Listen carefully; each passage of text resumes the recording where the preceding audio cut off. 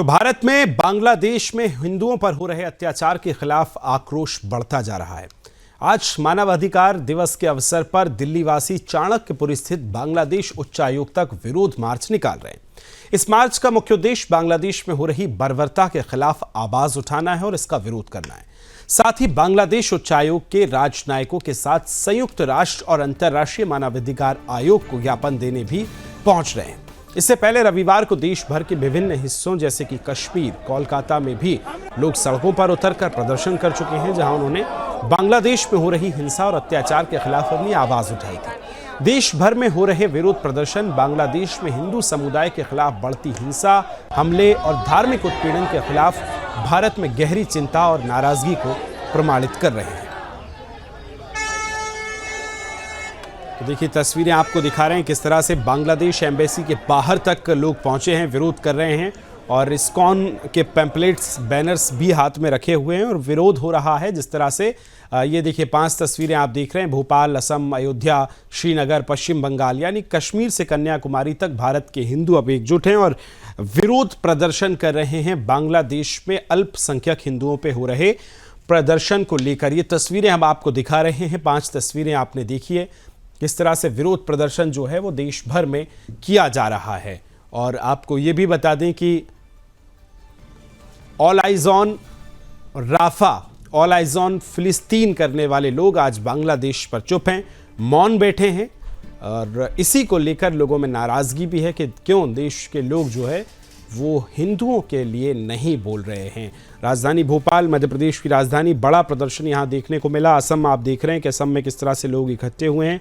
असम के साथ कई शहरों में, भारत के अलग अलग शहरों में जो है प्रदर्शन की तस्वीरें आपको हम दिखा रहे हैं कि किस तरह से देश भर में प्रदर्शन जो है वो किया जा रहा है।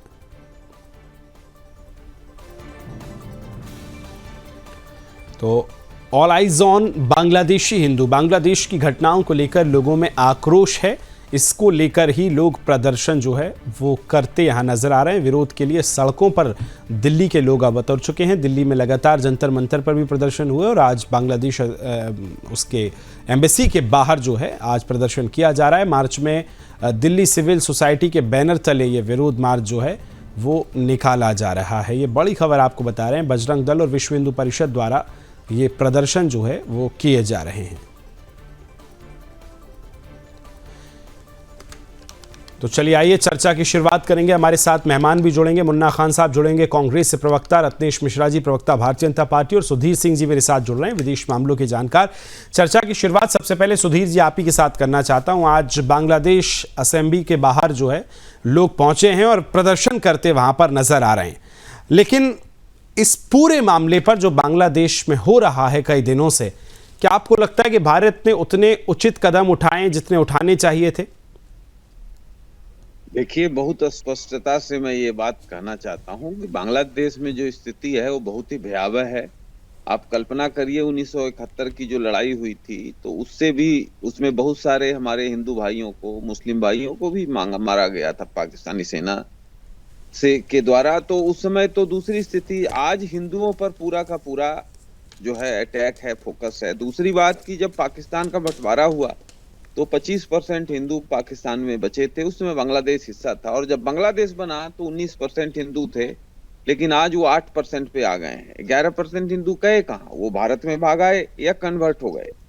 अब जो 8% हिंदू बचे हैं 22-23 करोड़ के बांग्लादेश में, वो तकरीबन 2-2.5 करोड़ हैं, तो उनके जानमाल पर भी खतरा है, उनके अस्तित्व पर खतरा है। ये भारत सरकार बिल्कुल इस मामले पर हाथ पे हाथ धरी बैठी है। विदेश सचिव को भेजने से काम नहीं होता है, एक निर्णायक निर्णय लेने का समय आ गया है। भारत सरकार को चाहिए कि बांग्लादेश में सीधा हम आर्मी भेजें, सैनिक हस्तक्षेप करें और बिल्कुल एक चटगांव के साइड में 30-40% बांग्लादेश को तोड़ के एक एन्क्लेव के तौर पर बनाएं और उसको एक हिंदू राष्ट्र बांग्लादेश का डिक्लेयर कर दें।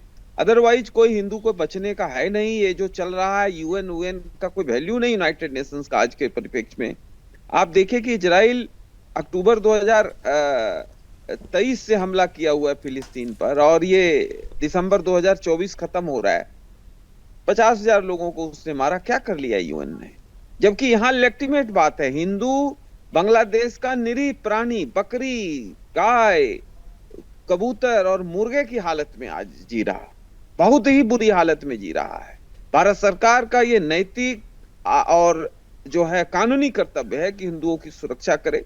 हम वैश्विक मंच पर तो बड़े राष्ट्र का दावा करते हैं कि हम बहुत बड़े राष्ट्र हो गए, लेकिन बांग्लादेश के मामले में भारत सरकार का हाथ पांव क्यों फूल जाता है? ये बहुत ही दुखद स्थिति है। एक निर्णय के परिप्रेक्ष्य में आना चाहिए सरकार को। निर्णय डिसीजन जो है बहुत ही शार्प होना चाहिए। हमको हस्तक्षेप करना पड़ेगा, दूसरा कोई विकल्प नहीं है।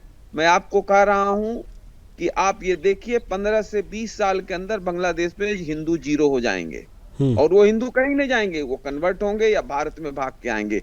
झेलना आपको आज है, कल है, दोनों दिन झेलना है, तो बेहतर है कि आज झेल लो आप इसको।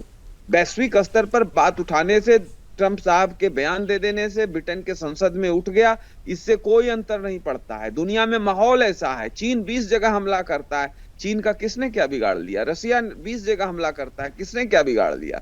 इजराइल 20 जगह हमला करता है, गलत चीजों के लिए करता है। अमेरिका 100 जगह हमला करता है, कोई लॉजिक नहीं है, लेकिन हमला करता है चूंकि ताकत है। बांग्लादेश में एक लॉजिकल स्थिति है, हिंदू वहां अस्तित्व के खतरे से जूझ रहे हैं, इसलिए भारत को एक त्वरित तरीके से सैनिक कार्रवाई करना चाहिए। बांग्लादेश पर फंडामेंटलिस्ट का कब्जा हो चुका है। कोई विदेश सचिव और विदेश मंत्री भेजने से कोई निदान नहीं होना है समस्या का। और भारत में जो धर्मनिरपेक्ष की राजनीति हो रही है, ये सब लोग चुप हैं। ये सारे धर्मनिरपेक्ष लोगों का आवाज बंद है। ममता बनर्जी नहीं बोल रही हैं, अखिलेश यादव नहीं बोल रहे हैं, राहुल गांधी नहीं बोल रहे हैं। लेफ्ट वाले को तो इस मामले में मुंह ही नहीं है, मुंह में ताला लगा है अलीगढ़ का। ठीक है, तो आप ये देखिए कि स्थिति, लेकिन देश का जनमानस उद्वेलित है। आपने खुद दिखाया कि श्रीनगर से लेकर के अरुणाचल प्रदेश तक इस मामले में जनता उबाल पर है, लोग सड़क पे आ रहे हैं। सरकार को निर्णय लेना होगा। इस तरह से बैठ के चुपचाप रहने से स्थिति पर हम नियंत्रण दुख व्यक्त करने से नहीं कर सकते। हम हिंदू भाइयों को हमें बचाना है, ये हमारा नैतिक कर्तव्य है। भारत सरकार को तत्काल सैनिक हस्तक्षेप करना। वाकई सुधीर जी, ये तमाम विषयों को बहुत गंभीरता से लेने की जरूरत है। दिनेश मिश्रा जी, सवाल आपसे है कि आज जो है बांग्लादेश एम्बेसी के बाहर बड़ी संख्या में लोग पहुंचे हैं, प्रदर्शन कर रहे हैं बांग्लादेश में हिंदू जो प्रताड़ित हो रहा है उनके लिए।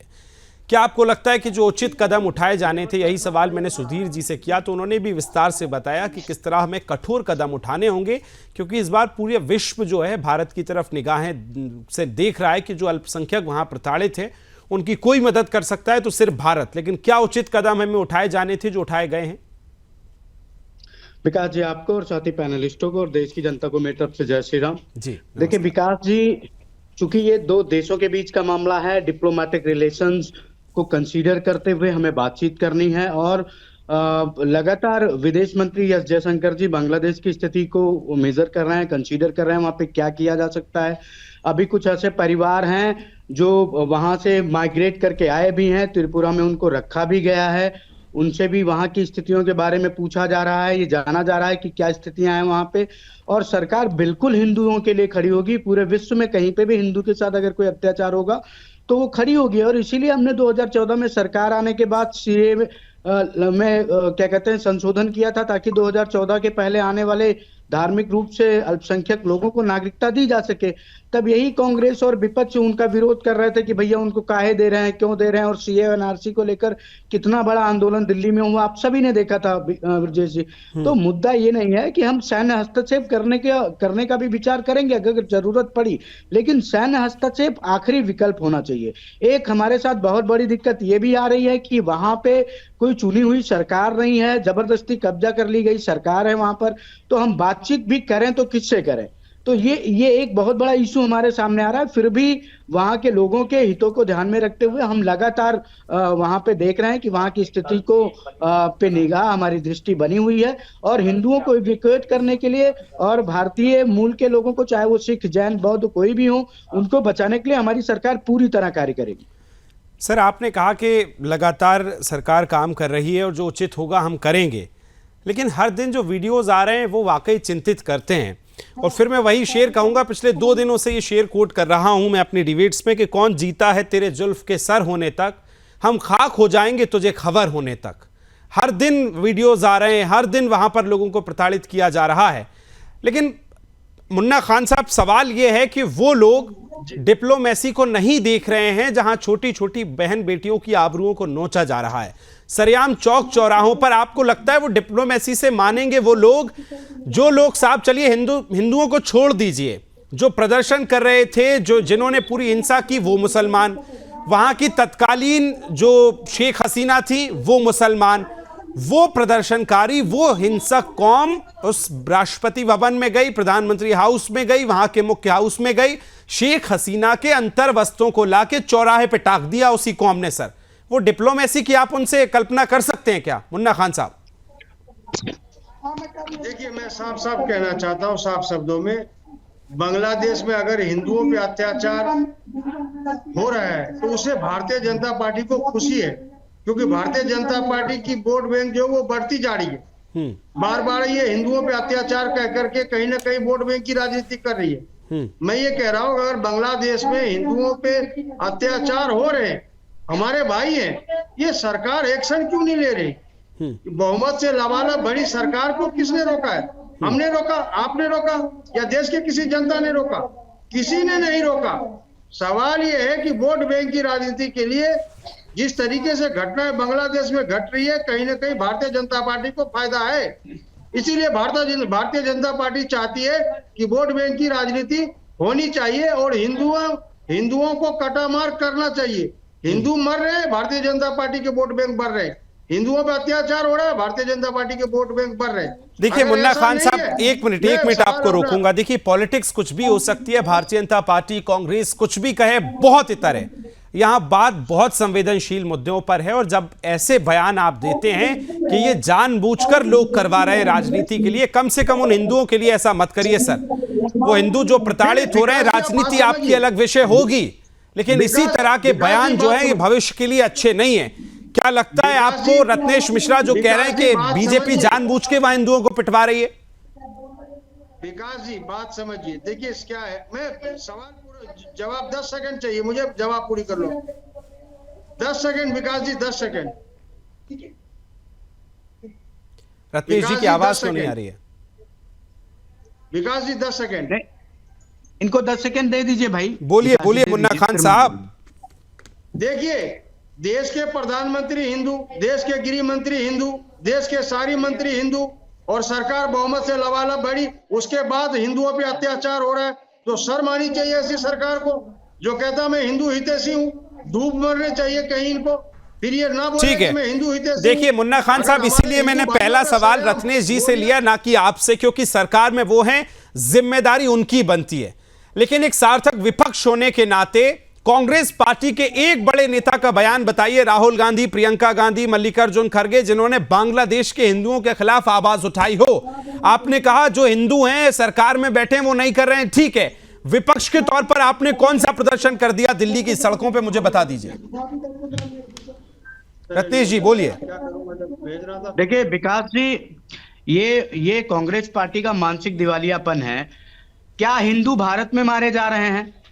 क्या हिंदुओं का कत्लेआम भारत में हो रहा है? नरेंद्र मोदी जी भारत के प्रधानमंत्री हैं, बांग्लादेश के नहीं है। अमित शाह जी भारत के गृह मंत्री हैं, बांग्लादेश के गृह मंत्री नहीं है।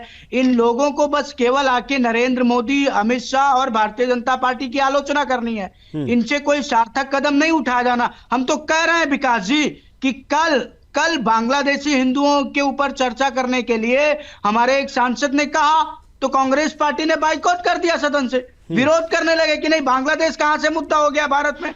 हाँ। ये लोग सदन में कुछ और कहते हैं, टीवी पर बैठकर कुछ और कहते हैं।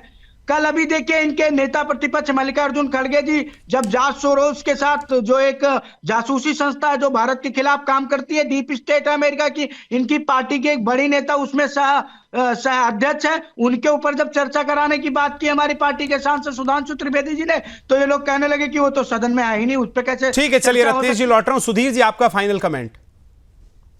कांग्रेस पार्टी का देखिए, पहली बात सुधीर जी की आवाज बढ़ाइए कि वो राजनीति के दायरे में रखना चाहिए।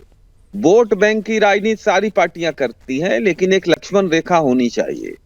कांग्रेस के जो हमारे मित्र हैं उनको मैं याद कराऊं कि जब इंदिरा जी ने 1971 में बांग्लादेश पर इसी तरह की एक परिस्थिति, उसका और कुछ मतलब था, हुआ था तो इंदिरा जी ने कहा था कि ये दुर्गा है, इसको हमला करना चाहिए, यानी फुल हार्टेड सपोर्ट उस समय के जनसंघ ने एक्सटेंड किया था। भारतीय जनता पार्टी तो 1980 में आई। अब भारतीय जनता पार्टी पर मेरे जैसे लोगों का ये मानना है कि भारतीय जनता पार्टी सत्ता लोभी हो गई है, सत्ता के जो 19-20 होते हैं उसमें फंस गई है। आपको कोई नोबेल प्राइज नरेंद्र मोदी को नहीं मिलना है कि आप बड़े नेता हो गए हैं, दुनिया के 100 नेताओं से हाथ हिला रहे हैं। वाकई सुधीर जी, बांग्लादेश जिस तरह के से कदम हिंदुओं उठाने चाहिए थे, भारत सरकार को और सख्ती से कदम उठाने की जरूरत है।